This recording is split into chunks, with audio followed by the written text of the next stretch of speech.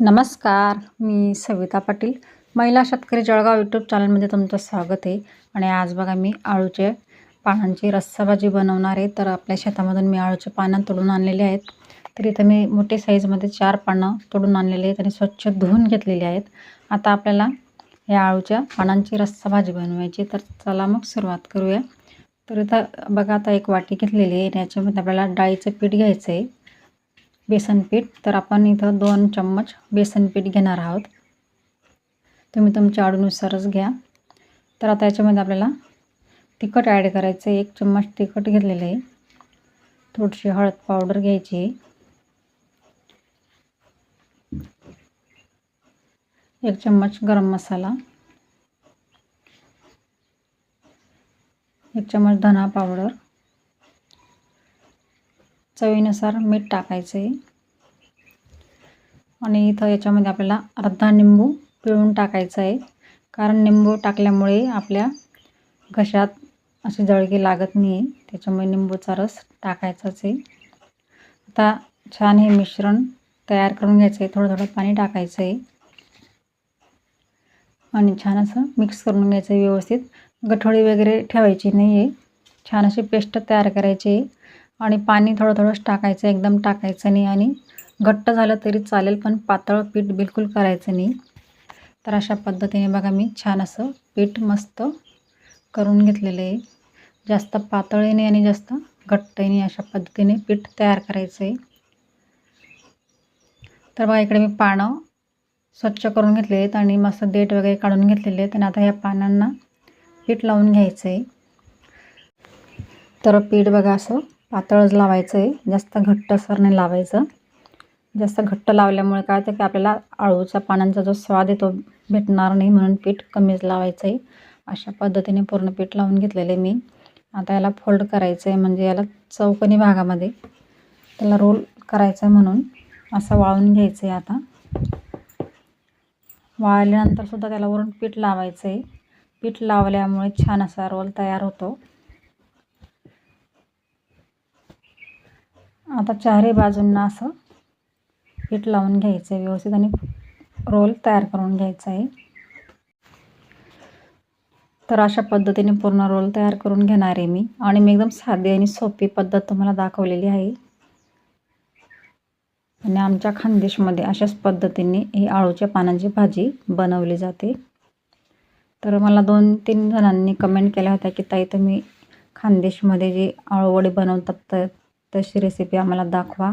तर आज आळूची पानांचीच रेसिपी तयार केली. तिकडे बघा तवा छान असा गरम झालेला आहे. आता आपण याच्यामध्ये सगळे जे आपण आळूची पानं तयार केली ती आता एक एक असे ठेवून घ्यायचे. आणि याच्यामध्ये तेलाचा वापर मी कमीच करणार आहे, कारण कमी तेलामध्ये त्याला आपण असे कुरकुरीत करणार आहोत. तर 2 ते 3 मिनिटांनंतर आता आपण पलटी करून घेऊ. तर बघू शकता तुम्ही छान अशी आळूची पानं तयार झालेली आहेत. आता आपण त्याला पलटी करून घेऊ. आणि आळूची पानं शिजवताना गॅस कमीच ठेवायचा आहे, जास्त फुल ठेवायचा नाही. फुल ठेवल्यामुळे ते करपतील, तेवढी आपण काळजी घ्यायची. तर बघा अशा पद्धतीने 2-2 मिनिटांमध्ये मी पलटी करून घेतलेले आहेत आणि खूप छान असे क्रिस्पी झालेले आहेत, बघू शकता तुम्ही. अशाच पद्धतीने पूर्ण आता आळूची पानं तयार करून घेते. खूप छान असे तयार झालेले आहेत. आता आपण एका प्लेटमध्ये काढून घेऊ.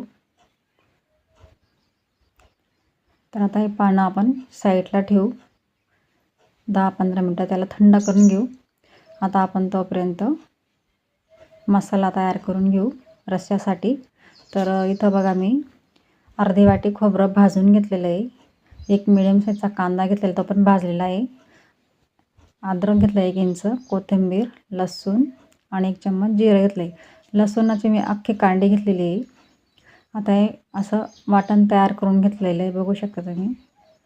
कढई छान अशी गरम झालेली आहे. आता याच्यामध्ये आपल्याला आपल्या आवडीनुसार तेल टाकायचं आहे.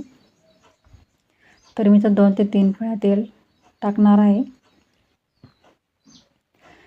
तेल छान असं गरम झालेलं आहे. आता आपण जो मसाला तयार केला होता, जी पेस्ट तयार केली कांद्याची, तर ती पेस्ट ॲड करायची. आता ही पेस्ट भाजताना सुद्धा काळजी घ्यायची, कारण आपण अगोदरच मसाला म्हणजे कांदा आणि खोबरं भाजून घेतलं होतं, त्याच्यामुळे आता जास्त भाजायची काही गरज नाही आहे. 2 मिनटासाठी तेलामध्ये छान असं परतून घेऊ आणि गॅस कमीच ठेवायचा आहे. तर पेस्ट छान अशी तयार झालेली आहे आता मस्त. आता आपण याच्यामध्ये जे आपले घरगुती जे मसाले आहेत तेच टाकायचे आहेत. जास्त मसाल्यांची काही गरज नाही. आता आपण 1 चम्मच मसाला ॲड केला आहे, घरगुती मसाला. थोडीशी हळद पावडर, 1 चम्मच लाल तिखट पावडर टाकायची आणि 1 चम्मच धना पावडर.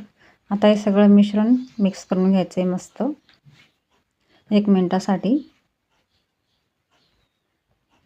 1 मिनिटासाठी असंच ढवळत राहायचं आहे. तर आता 1 मिनिट झालेलं आहे. आता आपण याच्यामध्ये नॉर्मल थोडंसं पाणी ॲड करणार आहे मी. आणि पाणी आपण जे पेस्ट तयार केलं ते भांड्यामध्ये, त्याच भांड्यातलं पाणी मी आता थोडंसं याच्यात ॲड करणार आहे. जास्त पाणी नाही टाकायचं. तर बघा मी त्या भांड्यातलंच पाणी त्याच्यात ॲड केलं.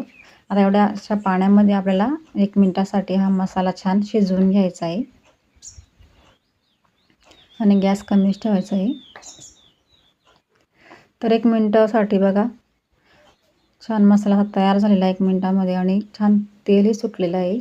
आता त्याच्यात बघा मी जे आपण डाळीचं पीठ घेतलं होतं वाटीमध्ये, तर त्या वाटीतच मी हे पाणी वाटीतलंच पाण्याचा याच्यात ॲड करणार आहे.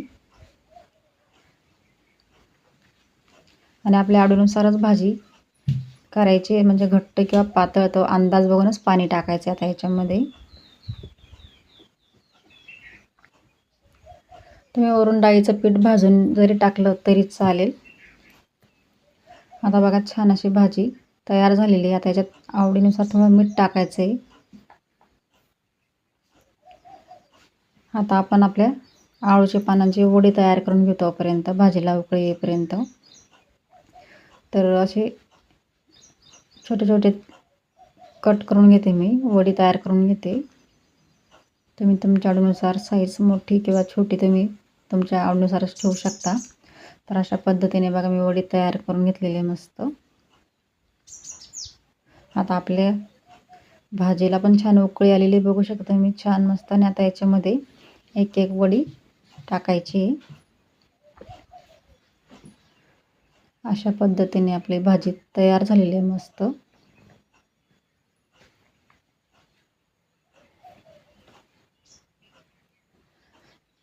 थोडीशी चवीनुसार कोथिंबीर. आता 1 मिनिटासाठी भाजी शिजवून घ्यायची मस्त. भाजी तयार झालेली. आता आपण एका प्लेटमध्ये काढून बघू.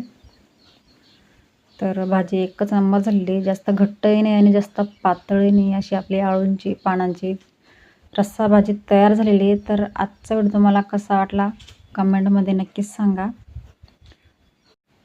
आणि तुम्ही जर माझ्या चॅनलला नवीन असाल तर माझ्या चॅनल सबस्क्राईब करा, शेअर करा, लाईक करा आणि माझ्या चॅनलला सपोर्ट करा. धन्यवाद.